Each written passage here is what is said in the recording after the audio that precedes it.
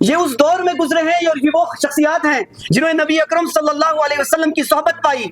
جنہوں نے نبی اکرم صلی اللہ علیہ وسلم سے تربیت پائی، اور ہم ان کے جوتوں کی دھول کے برابر بھی نہیں،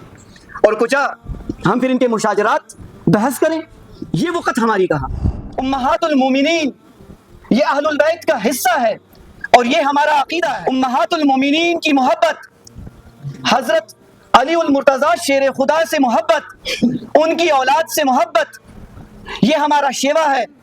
یہ ہمارے نس نس ہمارے خون کے قطرے قطرے میں ہے۔ نبی اکرم صلی اللہ علیہ وسلم نے اگر صحابہ کرام کی تقدیس کے لیے امت کو ابھارا کہ میرے بعد صحابہ کو تختہ مشق نہ بنانا، تو ساتھ میں یہ بھی فرمایا کہ میں تمہیں ڈراتا ہوں اللہ سے اپنے اہل البیت کے بارے میں۔ ان الحمد للہ نحمده ونستعینه ونستغفره ونؤمن به ونتوکل علیہ ونعوذ باللہ من شرور انفسنا ومن سیئات اعمالنا من يهده الله فلا مضل له ومن يضلله فلا هادي له واشهد ان لا اله الا الله وحده لا شريك له واشهد ان محمدا عبده ورسوله اما بعد فان خير الحديث كتاب الله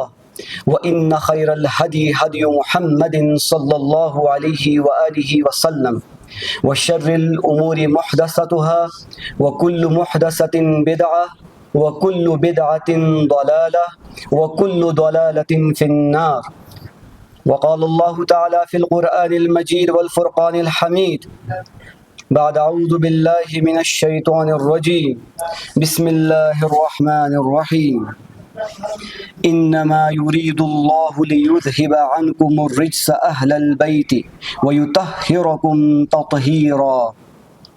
وقال الله تعالى في مقام آخر إن عدة الشهور عند الله 12 شهرا في كتاب الله يوم خلق السماوات والأرض منها 4 حرم ذلك الدين القيم فلا تظلموا فيهن أنفسكم صدق الله العظيم وقال أبو بكر رضي الله تعالى عنه ارقبوا محمدا صلى الله عليه وسلم في أهل بيته إن الله وملائكته يصلون على النبي يا أيها الذين آمنوا صلوا عليه وسلموا تسليما اللهم صل على محمد وعلى آل محمد كما صليت على إبراهيم وعلى آل إبراهيم إنك حميد مجيد اللهم بارك على محمد وعلى آل محمد كما باركت على إبراهيم وعلى آل إبراهيم إنك حميد مجيد اللهم صل على محمد وعلى آل محمد كما صليت على إبراهيم وعلى آل إبراهيم إنك حميد مجيد اللهم بارك على محمد وعلى آل محمد كما باركت على إبراهيم وعلى آل إبراهيم إنك حميد مجيد اللهم صل على محمد وعلى آل محمد كما صليت على إبراهيم وعلى آل إبراهيم إنك حميد مجيد اللهم بارك على محمد وعلى آل محمد كما باركت على إبراهيم وعلى آل إبراهيم إنك حميد مجيد اللهم أرنا الحق حقا وارزقنا اتباعه وأرنا الباطل باطلا وارزقنا اجتنابه رب اشرح لي صدري ويسر لي أمري واحلل عقدة من لساني يفقهوا قولي رب يسر ولا تعسر وتمم بالخير وبك نستعين يا فتاح ربي زدني علما الہی بحق بنی فاطمہ کہ برقول ایمان کنی خاتمہ اگر دعوتم رد کنی ور قبول منو دست و دامان آل رسول صلی اللہ علیہ وآلہ وسلم۔ اللہ تبارک و تعالیٰ کا شکر ہے کہ جس نے ہمیں جمعۃ المبارک کی برکتوں سے مستفید ہونے کا یہ موقع عطا فرمایا۔ دعا ہے کہ خالق کائنات سے کہ آج کے دن نازل ہونے والی رحمتیں ہم کو عطا فرمائیں، آمین یا رب العالمین۔ ماہ رجب المرجب کا پہلا جمعہ ہے، بلکہ سال 2025 کا پہلا جمعہ، چاہے وہ شمسی کیلنڈر ہو یا قمری کیلنڈر ہو، سورج بھی اللہ تبارک و تعالیٰ کی ہی خلقت ہے اور چاند بھی اللہ تبارک و تعالیٰ کی ہی مخلوق میں ہے۔ خالق کائنات نے دونوں چیزیں بنائیں، تو شمسی کیلنڈر بھی ہمارا اور قمری کیلنڈر بھی ہمارا۔ سالہ سال بیتا جا رہا ہے اور زندگی کے پنے اکھڑتے جا رہے ہیں، بلکہ دیکھا جائے ایک ایک ورق پتوں کی طرح جھڑتے جا رہے ہیں اور ہم بڑھتے جا رہے ہیں اپنے اجل کی طرف۔ یہ مہینہ جو ہے یہ حرمتوں والا مہینہ ہے۔ میں نے جو آیت کریمہ آپ کے سامنے تلاوت کی، اللہ تبارک و تعالیٰ فرماتے ہیں کہ بے شک اللہ تبارک و تعالیٰ کے یہاں 12 مہینے ہیں، ان میں سے 4 حرمت والے ہیں،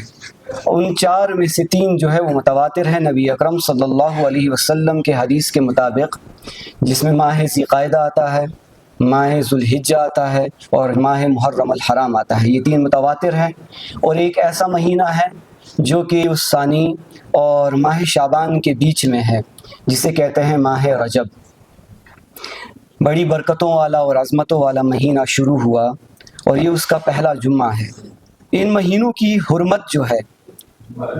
مفسرین کرام نے اس کی 2 سبب بتائے۔ پہلا سبب، شروعات میں ان 4 مہینوں میں جنگ و جدال کرنا ممنوع تھا، اور دوسرا سبب، اس مہینے میں اگر کوئی نیکی کا کام کرے تو دگنا ثواب ملتا ہے۔ الحمدللہ۔ جو پہلا سبب ہے وہ تو منسوخ ہو چکا، اس کا حکم اب نہیں، لیکن دوسرے کا حکم ابھی بھی جاری و ساری ہے۔ اور علماء کرام، یہاں تک کہ علامہ قرطبی بھی جس میں شامل ہیں، فرماتے ہیں کہ اگر ان 4 مہینوں میں نیکی کا کام کرنا اگر دگنا ثواب ہے تو اس میں گناہ کرنا بھی دگنے عذاب کا باعث بن سکتا ہے۔ ان 4 مہینوں تو انسان کو بڑا محتاط رہنا چاہیے اور کوشش کرنی چاہیے کہ ان مہینوں میں زیادہ سے زیادہ نیکی کے کام کیے جائیں، بلکہ تمام سال ہی کیے جائیں، لیکن ان 4 مہینوں میں زیادہ نیکی جو ہے وہ ملحوظ نظر رہنی چاہیے۔ ماہ رجب ایسا مہینہ ہے کہ نبی اکرم صلی اللہ علیہ وآلہ وسلم کی ایک سنت اس سے وابستہ ہے، جو میں آپ کے سامنے بیان کرنا چاہوں گا کہ نبی اکرم صلی اللہ علیہ وسلم جب کبھی بھی ماہ رجب کا چاند دیکھتے تو یہ دعا فرماتے، اللہم بارک لنا رجب و شعبان وبلغنا رمضان، کہ اے اللہ ہمیں برکت دے دے، برکت عطا کر دے ماہ رجب اور شعبان میں، اور ہمیں پہنچا بخیر و عافیت اور سلامتی کے ساتھ رمضان تک۔ نبی اکرم صلی اللہ علیہ وآلہ وسلم نے 3 مہینوں کا ذکر فرمایا، ایک ماہ رجب، دوسرا ماہ شعبان اور تیسرا رمضان۔ امام ابو بکر الوراق البلخی، جو کہ چچا یا ماما ہیں امام ترمذی کے رحمہم اللہ، فرماتے ہیں ان کے ساتھ باقی علماء کرام نے بھی اپنی کتابوں میں یہ بات لکھی کہ رجب جو ہے یہ بیج بونے کا مہینہ ہے، اس میں بیج بوئے جاتے ہیں نیکی کے، اور ماہ شعبان پانی کی نکاسی کا مہینہ ہے کہ جو بیج آپ نے بوئے اس میں آپ کو پانی ڈالنا ہے ان بیجوں کو، تاکہ آپ کے فصل جو ہے وہ لہلہاتی کھلکھلاتی اٹھے۔ اور ماہ رمضان جو ہے یہ فصل کے کاٹنے کا مہینہ ہے۔ ایک اور حدیث ہے جو امام شوکانی اور ملا علی قاری رحمہم اللہ لائے ہیں اپنی کتاب میں، حضرت حسن بصری رحمہم اللہ روایت کرتے ہیں، اور یہ ایک مرسل روایت ہے کہ فرمایا رسول اللہ صلی اللہ علیہ وآلہ وسلم نے، رجب شہر اللہ و شعبان شہری و رمضان شہر امتی، کہ رجب کا مہینہ اللہ تبارک و تعالیٰ کا مہینہ ہے، یعنی اس مہینے کو اللہ تبارک و تعالیٰ نے اپنے ساتھ خاص کیا، اور شعبان کے لیے نبی اکرم صلی اللہ علیہ وآلہ وسلم نے فرمایا، و شعبان شہری، کہ شعبان جو ہے یہ میرا مہینہ ہے، اور وَرَمَضَانُ شَهْرُ أُمَّتِي کہ رمضان جو ہے یہ میری امت کا مہینہ ہے۔ سو یہ متواتر 3 مہینوں کا ذکر، ان کی تقدس، ان کی عظمت کے لیے اتنا ہی کافی ہے کہ رسول اللہ صلی اللہ علیہ وسلم نے اپنی دعائے مبارکہ میں ان کا ذکر فرمایا، اور رجب اور شعبان کے لیے برکتوں کی دعا کی اللہ تبارک و تعالیٰ کی بارگاہ سے۔ اور برکت بہت بڑی چیز ہے، بہت بڑی چیز ہے۔ اگر انسان کی عمر میں برکت ہو جائے تو کم سے کم عمر میں انسان بہت کچھ سر انجام دے سکتا ہے۔ انسان کے وقت میں اگر برکت آ جائے تو انسان کم سے کم وقت میں بہت کچھ انجام دے سکتا ہے۔ انسان کے مال میں اگر برکت آ جائے تو انسان اس کم مال پہ بھی اکتفا کر سکتا ہے۔ یہ برکت بہت بڑی چیز ہے۔ تو اللہ تبارک و تعالی ہمیں ان برکتوں اور ان رحمتوں کا حصہ نصیب عطا فرمائے، آمین یا رب العالمین۔ اس کی کچھ اور فضیلتیں بھی ہیں، جن میں سب سے بڑی فضیلت اہل البیت کی ہے رضوان اللہ تعالی علیہم اجمعین، کیونکہ پچھلا جمعہ اور اس سے پہلے والا جمعہ میں نے آپ کے سامنے جو یہ متواتر 3 جمعے بیان کیا۔ پہلے جمعے میں نے نبی اکرم صلی اللہ علیہ وآلہ وسلم کی محبت کو ملحوظ نظر رکھا اور یہ بیان کرنے کی کوشش کی، عرض کرنے کی کوشش کی کہ نبی اکرم صلی اللہ علیہ وآلہ وسلم سے محبت کا درجہ کیا ہونا چاہیے۔ پچھلا جمعہ میں نے آپ کے سامنے یہ عرض کرنے کی کوشش کی کہ صحابہ کرام کی قدر و منزلت کیا ہے، اور حقیقی طور پر اگر محبت کا محور، محبت کا اصل میں جو ہم کہہ سکتے ہیں نمونہ اگر پیش کیا تو صحابہ کرام رضوان اللہ تعالی علیہم اجمعین کی ذات ہمارے پیش نظر ہے، ہمارے ملحوظ نظر ہے، جن کو ہمیں دیکھنا چاہیے، جن کی ہمیں اتباع کرنی چاہیے۔ اور صحابہ کرام حضرت ابوبکر رضی اللہ تعالی عنہ سے لے کر برابر حضرت وحشی بن الحرب رضی اللہ تعالی عنہ تک ان کی تعظیم، ان کا اکرام ہمارے ایمان کا حصہ ہے۔ یہاں تک اگر میں کہوں کہ سیدنا ابوبکر صدیق رضی اللہ تعالی عنہ سے لے کر ان کی دور خلافت سے لے کر بنو امیہ کے دور تک جتنے بھی جلیل القدر صحابی گزرے، یہاں تک کہ جلیل القدر تابعین اور جلیل القدر تبع تابعین جو کہ خیر القرون کا حصہ تھے، ان کی عزت، ان کی ناموس، ان کا وقار ہمارے ایمان کا حصہ ہونا چاہیے۔ اور نبی اکرم صلی اللہ علیہ وسلم کی یہ حدیث ہمارے بالکل سامنے ہونا چاہیے کہ اللہ اللہ فی اصحابی، کہ میں ڈراتا ہوں، اللہ سے ڈرو، اللہ سے ڈرو میرے صحابہ کے بارے میں، میرے جانے کے بعد انہیں تختہ مشق نہ بنا دیں۔ کیونکہ آج کے زمانے میں مشاجرات صحابہ زیادہ ڈسکس ہوتے ہیں، ہر گلی، ہر نکڑ میں، ہر مساجد میں، ہر حماموں پہ، ہر جگہ پہ۔ کیونکہ میں خود 2 بڑی اداروں سے منسلک ہوں، طالب علم ہوں۔ ان 2 اداروں میں جب بھی ہم سے لوگ ملتے ہیں، چاہے طالب علم ملتے ہیں یا ہمارے ساتھ کام کرنے والے ملتے ہیں، تو سب سے پہلی بات مشاجرات صحابہ ہی وہ ہمارے ساتھ میں ڈسکس کرتے ہیں۔ سو میں ہمیشہ ان کے سامنے یہ بات عرض کرتا ہوں کہ اللہ اللہ فی اصحابی، کہ نبی اکرم صلی اللہ علیہ وآلہ وسلم نے فرمایا کہ اللہ سے ڈرو، اللہ سے ڈرو میرے صحابہ کے بارے میں۔ تو یہ بات میں ایک بار پھر سے آپ کے سامنے رکھوں کہ اللہ تبارک و تعالی کی عبادت کے لیے ہی ہم مختص کیے گئے ہیں۔ وَمَا خَلَقْتُ الْجِنَّ وَالْإِنسَ إِلَّا لِيَعْبُدُونَ، کہ بے شک ہم موحد ہیں، توحید ہمارے خون میں بسا ہے، ہمارے روم روم میں بسا ہے۔ اس کے علاوہ نبی اکرم صلی اللہ علیہ وآلہ وسلم سے محبت، صحابہ کرام سے محبت، جتنے بھی شعائر اللہ ہے، چاہے مدینہ طیبہ، چاہے خانہ کعبہ، چاہے بیت المقدس، ان سب سے محبت، اور یہاں تک کہ اہل البیت سے محبت، یہ ایمان کی علامت ہے، اور بے شک یہ ایمان کی علامت ہے۔ ماہ رجب وہ مہینہ ہے کہ اس مہینے میں 1 رجب ولادت حضرت امام باقر رحمہم اللہ ورضی اللہ تعالی عنہ کی ہے، اور یہ وہ مہینہ ہے کہ 13 رجب المرجب ولادت باسعادت ہے مولا کائنات حضرت امیر المومنین شیر خدا حضرت علی المرتضی رضی اللہ تعالی عنہ کی، بڑے جلیل القدر صحابی، کہ میں نے آپ کے سامنے ایک حدیث عرض کی حضرت ابوبکر صدیق رضی اللہ تعالی عنہ کی، کہ امام بخاری اسے صحیح بخاری میں لائے ہیں، حدیث نمبر 3751، کہ حضرت ابوبکر صدیق رضی اللہ تعالیٰ عنہ فرماتے ہیں ارقبوا محمدا صلی اللہ علیہ وآلہ وسلم فی اہل بیتہ،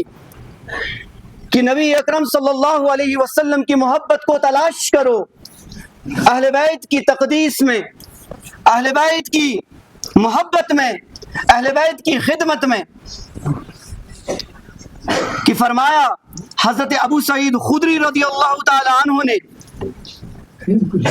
کہ ارشاد فرماتے ہیں رسول اللہ صلی اللہ علیہ وسلم، اس ذات کی قسم جس کے قبضہ قدرت میں میری جان ہے، جو شخص میرے اہل بیت سے بغض رکھے گا اللہ تعالیٰ اسے ضرور دوزخ میں داخل کرے گا۔ صحابہ کرام کی ناموس، صحابہ کرام کی تقدیس اپنی جگہ، لیکن اہل البیت کی بات جب آئی، اس کی محبت، ان سبوں کی تقدیس، ان سبوں کی خدمت، ان سبوں کا ناموس ہماری سر آنکھوں پر، اور باقی جتنے بھی فرقے ہیں، تفرقہ ہیں، ان میں سب سے زیادہ محبت اگر ہم کسی سے کرتے ہیں تو آل رسول سے کرتے ہیں صلی اللہ علیہ وسلم۔ میں نے آپ کے سامنے شروعات میں سورۃ الاحزاب سورہ نمبر 33 آیت نمبر 33 بیان کی، فرمایا اللہ تبارک و تعالی نے انما یرید اللہ لیذھب عنکم الرجس اہل البیت ویطہرکم تطہیرا۔ یہ آیت جو ہے،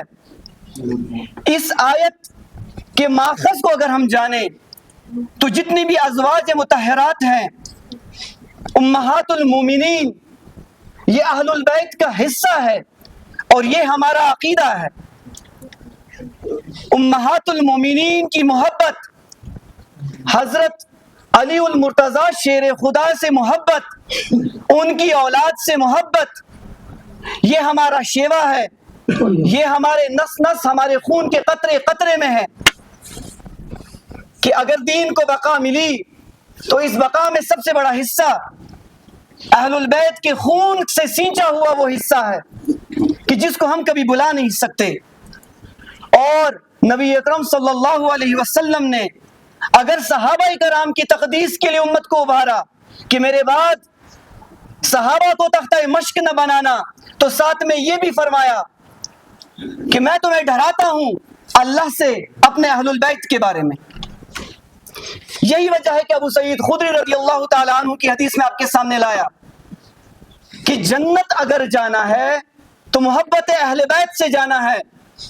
اور جہنم کا مستحق ہونا ہے تو بغض اہل بیت سے جہنم کا مستحق ہونا ہے۔ کہ فرمایا حضرت علی رضی اللہ تعالی عنہ نے بذات خود کہ اس ذات کی قسم جس نے دانے کو پھاڑا اور روح کو تخلیق کیا، نبی امی صلی اللہ علیہ وسلم نے مجھے بتا دیا تھا۔ کیا بتایا تھا؟ نبی اکرم صلی اللہ علیہ وسلم نے یہ بتایا تھا حضرت شیر خدا رضی اللہ تعالی عنہ سے کہ میرے ساتھ مومن کے سوا محبت نہیں کرے گا، یعنی کوئی بھی حضرت علی کرم اللہ وجہ سے محبت نہیں کرے گا سوائے مومن کے، اور منافق کے سوا کوئی بھی بغض نہیں رکھے گا حضرت علی کرم اللہ تعالی وجہ سے۔ اور امام مسلم اس حدیث کو لائے ہیں کتاب الایمان میں کہ مومن ہونے کی نشانی اہل البیت سے محبت ہے، اور منافق ہونے کی نشانی اہل البیت سے بغض رکھنے کی ہے۔ تو یہ متواتر جو میں نے بات کی دو جمعوں میں، ایک جگہ پہ ناموس رسالت کی بات کی، اس کے بعد ناموس صحابہ کرام کی بات کی، کہ ہمارے دل سے یہ بات اٹھتی ہے اور شعلہ زن کی طرح اٹھتی ہے کہ ہم ہمیشہ پیش کرتے ہیں سلام صحابہ کرام پہ، اور اس کے بعد ہم محبت رکھتے ہیں اہل البیت سے۔ ایک بڑی زبردست حدیث جو امام حاکم لائے ہیں اپنے مستدرک میں، فرماتے ہیں کہ رسول اللہ صلی اللہ علیہ وآلہ وسلم نے فرمایا اگر کوئی انسان رکن یعنی خانہ کعبہ اور مقام ابراہیم کے درمیان کھڑا ہو کر نماز پڑھے اور تعمر کے لیے روزہ دار ہو اور وہیں پہ فوت ہو جائے، اس سے بڑی بات کیا پا سکتا ہے وہ کہ وہ رکن اور مقام ابراہیم کے بیچ میں نمازیں پڑھتا رہے، تعمر روزہ دار رہے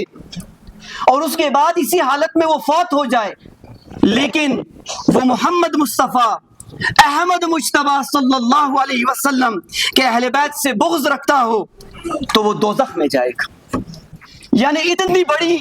انسان عبادت کرے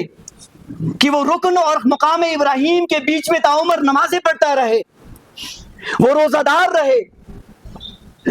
اور وہ فوت ہو جائے وہیں پہ، لیکن بغض رکھے اہل بیت سے تو ضرور بالضرور دوزخ میں جائے گا۔ سو یہی ہمارے ایمان کا محور ہے کہ میں نے آپ کے سامنے عرض کیا شروعات میں کہ شیخ سعدی شیرازی رحمہ اللہ فرماتے ہیں کہ الہی بحق بنی فاطمہ، کہ اے اللہ حضرت فاطمہ زہرا رضی اللہ تعالی عنہا کی اولاد کے صدقے کہ برقول ایمان کنی خاتمہ، میرا خاتمہ ایمان پر کرنا۔ اسی بیچ میں اگر کہوں حضرت شیخ احمد سرہندی مجدد الفسانی رحمہم اللہ فرماتے ہیں جو بندہ اہل بیت سے محبت کرتا ہے اس کا خاتمہ اسلام پر ہوتا ہے۔ تو فوقیت رکھنی چاہیے انسان کو۔ یہ وہ شخصیات ہیں، یہ اس دور میں گزرے ہیں کہ جس دور کو ہم کبھی پا ہی نہیں سکتے، یہ اس دور میں گزرے ہیں اور یہ وہ شخصیات ہیں جنہوں نے نبی اکرم صلی اللہ علیہ وسلم کی صحبت پائی،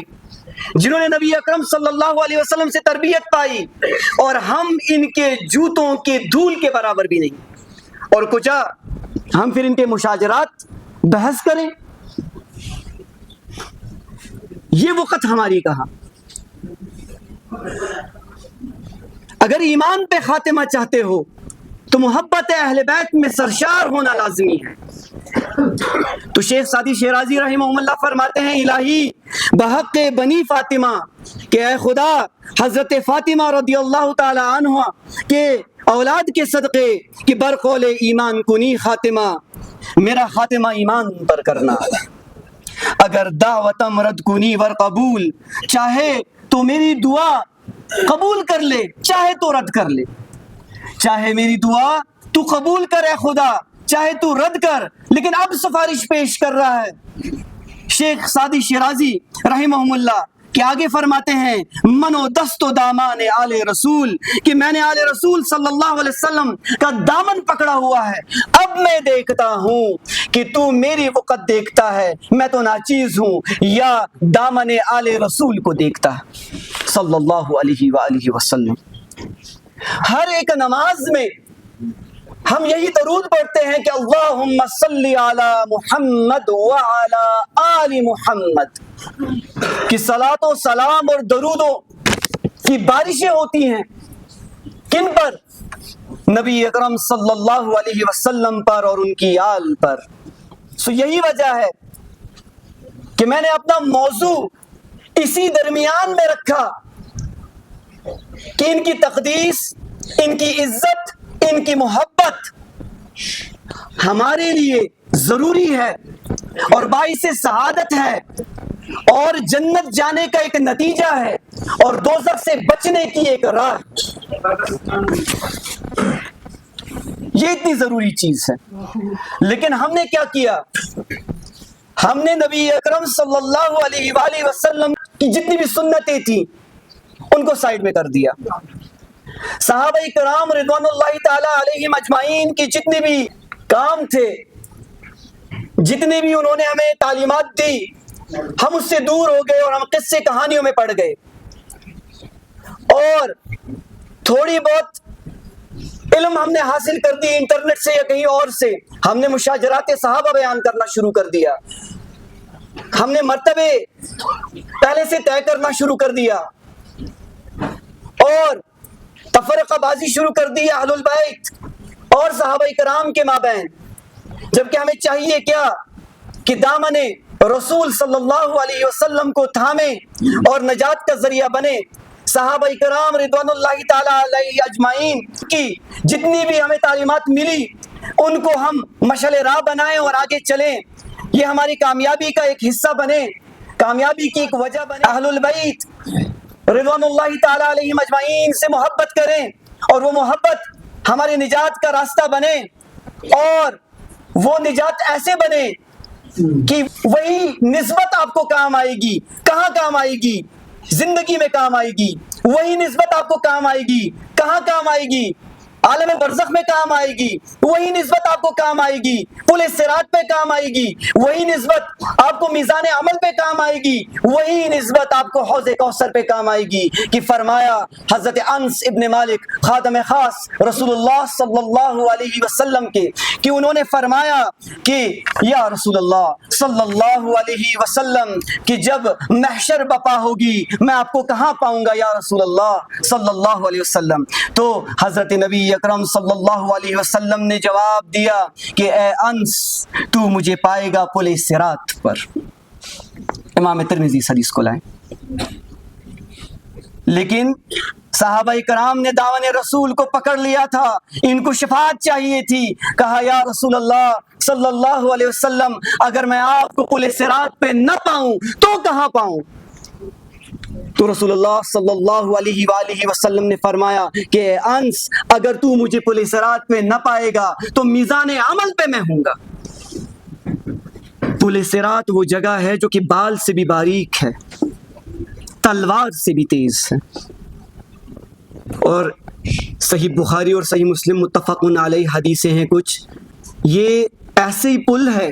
کہ جہاں پہ الگ الگ طریقوں سے لوگ جائیں گے اپنے اعمال کے اعتبار سے۔ کچھ لوگ برقی رو کی طرح جائیں گے، in the speed of a light, اگر جو پڑھے لکھے ہیں۔ دنیا میں سب سے تیز جو ہے وہ روشنی کی اسپیڈ مانی جاتی ہے۔ کچھ لوگ جائیں گے اس اعتبار سے کہ جہاں نظر پڑی وہاں پہ ان کا قدم ہوگا۔ کچھ لوگ برقی رو کے اعتبار سے جائیں گے، کچھ لوگ دوڑتے ہوئے جائیں گے، کچھ لوگ رینگتے ہوئے جائیں گے، کچھ لوگ گھسیٹتے ہوئے جائیں گے، لیکن یہ پل صراط کو پار کریں گے۔